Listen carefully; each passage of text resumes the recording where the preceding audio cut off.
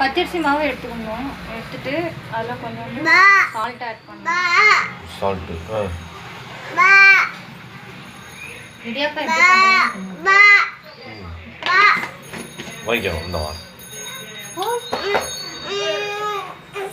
சரி.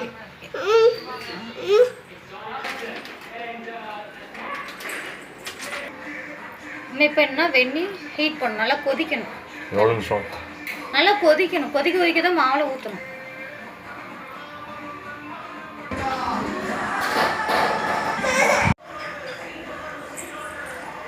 உப்பு போட்டுட்டு நல்லா கிண்டி விட்டுருங்க. அது தண்ணி கொதிச்சிட்டு இங்கே பாருங்க, தண்ணி கொதிச்சிட்டு இப்போ நம்ம வந்து ஊற்ற ஆரம்பிச்சிடலாம்.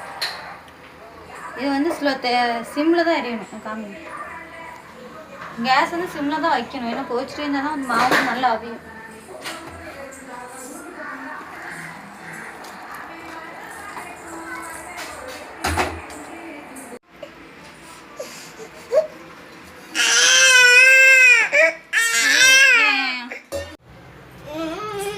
பார்த்தீங்கன்னா நம்ம வந்து மாவு ரெடி ஆகிட்டு, சுட சுட ஊற்றி மாவு நல்லா சாஃப்ட் ஆகிட்டு.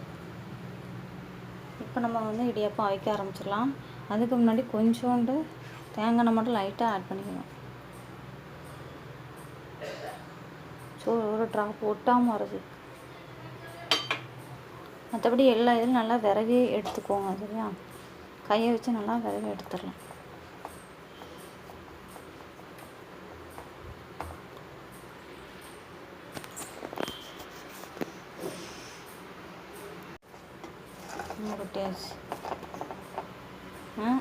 இட்லி சட்டியில் வந்து நம்ம வந்து வைக்க ஆரம்பிச்சிடலாம்.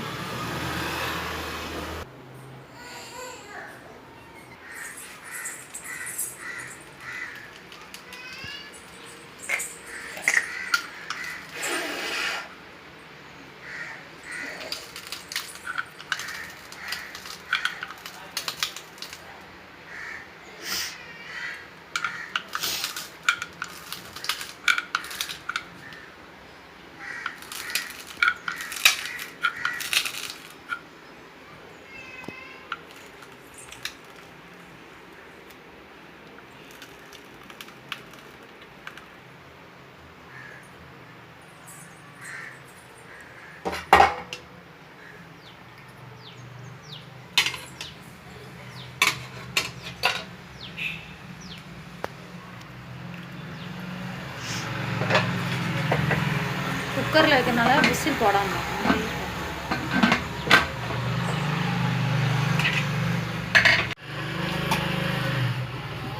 அவிஞ்சிட்டு இப்போ எடுத்துடலாம்.